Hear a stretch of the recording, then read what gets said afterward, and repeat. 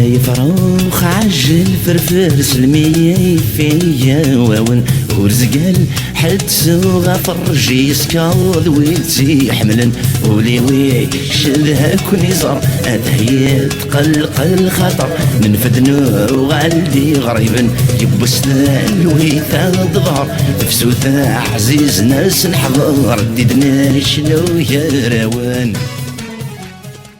أسف فلاون مسرح فلاون أسلم منون صح على يدنون دونك سلفر حضن قران أدق دماغ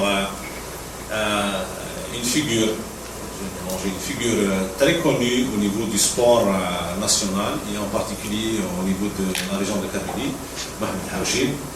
Ça fait 35 ans qu'il est acteur.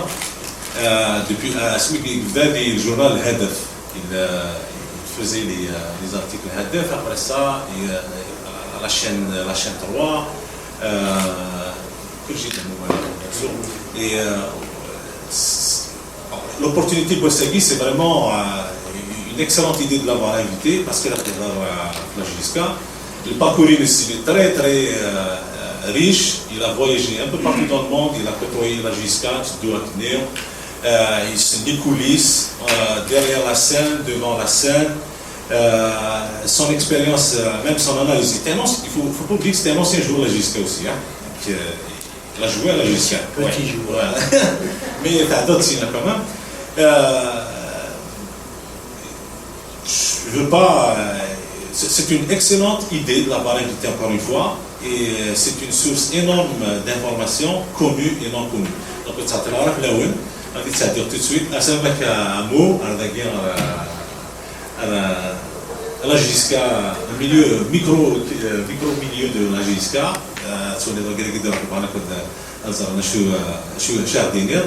et encore une fois, on va écouter avec attention l'identité et on va le suivre avec attention.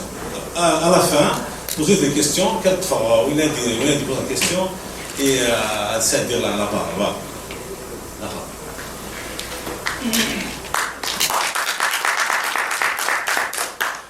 مراد نيتت الفرح ذم قران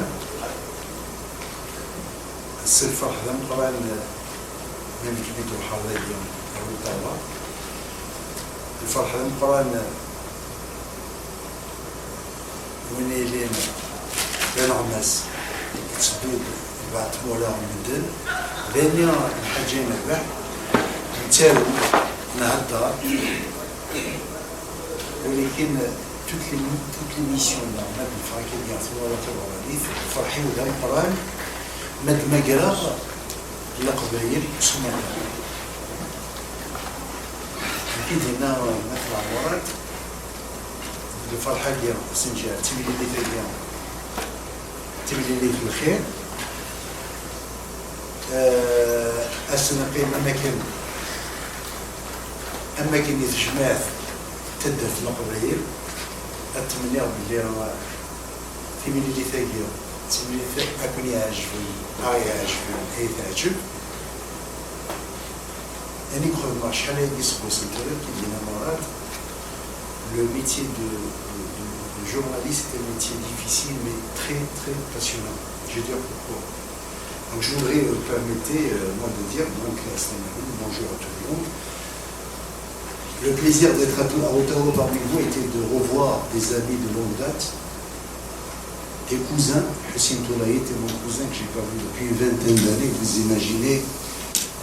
imaginez le bonheur que j'ai eu à revoir Hussein, sa famille. Ali, mon soeur qui est un ami aussi, qui est parti à Fnaf-e-Sadiq, qui n'a pas pu venir. Mourad est un ami de longue date, et je tiens à vous le dire, même s'il ne le dit pas en toute modestie, il a été un excellent gardien de but de la JS Kabylie à l'époque, qu'on appelait tout simplement le fameux Jumbo Jet des années 80. C'était Jumbo Jet parce qu'on l'a appelé la Jet à l'époque, la jeunesse électronique de Tizi Ouzou, et c'est tout autour de ce thème que peut-être va s'articuler notre discussion pour démontrer un peu tout l'apport considérable de la JS Kabylie dans le combat identitaire et toutes les manœuvres pernicieuses des autorités du pouvoir à l'époque pour essayer d'atténuer la chaleur, la passion des milliers de supporters, mais aussi à travers des millions de sympathisants, c'est-à-dire essayer un petit peu de décadenasser et de détourner l'attention. Et nous allons voir tout à l'heure que les tentatives, les manœuvres ont été nombreuses. Vous devez juste, je voulais juste dire qu'en tant que journaliste, on a l'occasion, la chance peut-être de sillonner le globe à travers le continent africain, dans tous les pays d'Afrique que j'ai visités, soit avec la jeunesse sportive de Kabylie, soit avec l'équipe nationale d'Algérie. Mon gros bonheur a été de rencontrer des Kabyles dans tous les pays d'Afrique, y compris dans les fins fonds de l'Afrique, au Ghana, au Nigeria, au Sénégal, au Cameroun, au Cap-Vert, en Angola, au Mozambique et j'en passe. Donc, un des meilleurs pays, il se lève là, j'ai escafé au God, Varlohis et Diodon.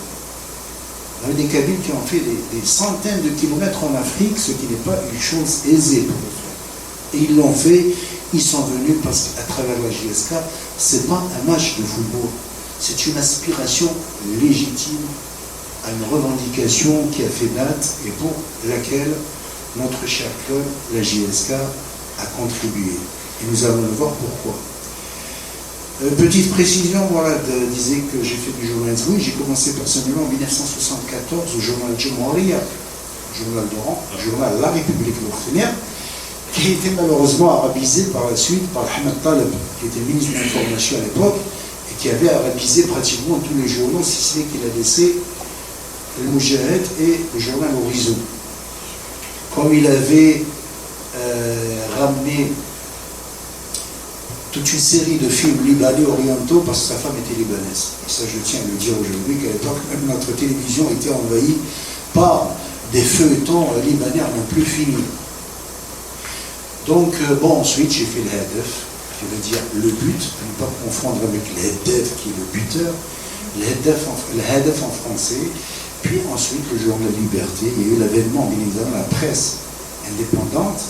Depuis 1992, je pense que c'est l'un des plus beaux cadeaux qui a été arraché par le peuple algérien. Les émeutes de 88 ont permis de décadenasser la situation et d'aspirer à de très bonnes choses. Et parmi toutes ces revendications, l'accès à une presse libre, disons plus ou moins libre, ça il faut le dire. Et c'est vrai qu'il y a eu une profusion de journaux, que ce soit le journal Liberté, que ce soit le journal Ouattara, le journal Le Soir d'Algérie, etc. Ensuite, 1982, je suis rentré à la radio algérienne, la chaîne 3. Beaucoup de certains d'entre vous qui ont appartenu à cette période peuvent se rappeler évidemment de l'impact social. Et là, il est très important aussi de la radio. Et c'est rien malgré l'impact de l'arabisation. Aujourd'hui, les Algériens, même les jeunes de 16-17 ans, continuent à écouter la chaîne 3 parce que, je suppose, c'est beaucoup plus attractif. Les jeunes Touareg, malgré l'impact de l'arabisation, les jeunes continuent à lire Liberté, à lire le Watan, à lire Le Soir d'Algérie et à lire, pour ceux qui aiment le sport, compétition, le buteur en français. Malgré, évidemment, qu'il faut dire en face, d'autres journaux arabisants ont pris de l'ampleur, il faut le dire. Mais disons que la presse francophone est restée telle qu'elle, elle a encore de beaux jours à vivre devant elle, et c'est tant mieux, vous me direz. Je reviendrai à l'histoire, petite historique sur la JS Kabylie. Il faut savoir qu'à Tizi Ouzou, au début du XXe siècle, il n'y a pas beaucoup de clubs algériens. Ils ont commencé à naître. Il y avait des clubs coloniaux, des clubs européens, qu'à l'époque, il était très difficile pour les clubs indigènes, on les appelait comme ça, de se faire un nom, de se créer, parce qu'il y avait les moyens matériels. Il faut se rappeler qu'au début du XXe siècle, 1900, entre deux guerres mondiales, c'était pas facile, vous me le direz. Le premier club algérien s'appelle l'AGVGA. C'était l'avant-garde des activités du Grand Air d'Alger, 1894, fin du 19e siècle. Et ce n'est qu'au début du XXe siècle qu'après les clubs ont fini par se créer.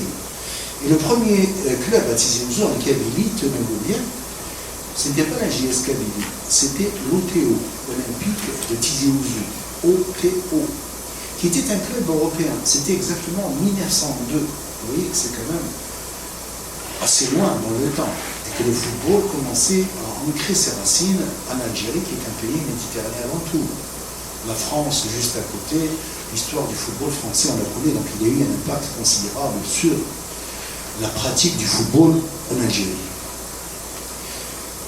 La tentative de créer un club musulman, on disait comme ça, en Algérie, à Tizi Ouzou, on va revenir à notre chère région, notre Kabylie, remonte à 1929, où les jeunes autochtones, les jeunes de Tizi, les jeunes Kabyles, sont dit un club européen qui s'appelle l'Olympique de Tizi Ouzou, mais le club européen, il a combien là, comme tel la Qabaïl, et c'est comme ça qu'il y a une première esquisse, la création d'un premier club qui s'appelait le Rapid Club de Tizi Ouzou, le RCTO, qui a été créé en 1929. Il n'a duré que 3 ans, de 1929 à 1932. Pour les chez Sordir, et d'une. Deuxièmement, l'autorité coloniale a tout fait pour saboter un club musulman. Ils ont emprisonné des joueurs de la JSK, du Rapide, pardon. Il n'y avait pas de travail. On mettait pour les PV de réunion, qu'on leur mettait des bâtons dans les roues, pour les pièces administratives, qu'on leur imposait de changer de local, disant qu'à l'époque, ils se réunissaient dans un café mois. À Tizi Ouzou, maintenant, vous devez avoir un siège à vous, un siège réglementaire. Donc, l'administration coloniale n'a pas fait de cadeau au Rapid Club de Tizi Ouzou, qui a fini malheureusement par jeter l'éponge en 1932, dissolution du premier club kabyle à Tizi Ouzou, donc premier échec de la première esquisse de création d'un club algérien. Ensuite, il y a eu une autre tentative, et c'est là que prenait l'origine un peu de la revendication berbère. Elle date tout simplement de 1942. Il y avait un avocat kabyle d'une grande famille, Maître Sidi Saïd Hanafi. À l'époque, déjà, au temps de France, être avocat, ça relevait de l'utopie. On peut dire presque d'impossible. Donc, Ferhamardi, Maître Hanafi Sidi Saïd, la famille Sidi Saïd est assez connue, mais Al-Hammam, on crée à Tizi Ouzou, on le connaît, qui est donné même après lui à des sportifs, dont un coureur automobile, vous connaissez, puis un ministre, puis pas la peine de présenter, mais disons la famille honorable. Malheureusement, il y a eu une esquisse avec des dirigeants de Tizi Ouzou pour créer quel club? Tenez-vous bien, Association sportive de Kabylie, l'ASK. Le projet était mijoté, concocté durant la saison 1942-1943, c'est-à-dire au début de la Deuxième Guerre mondiale.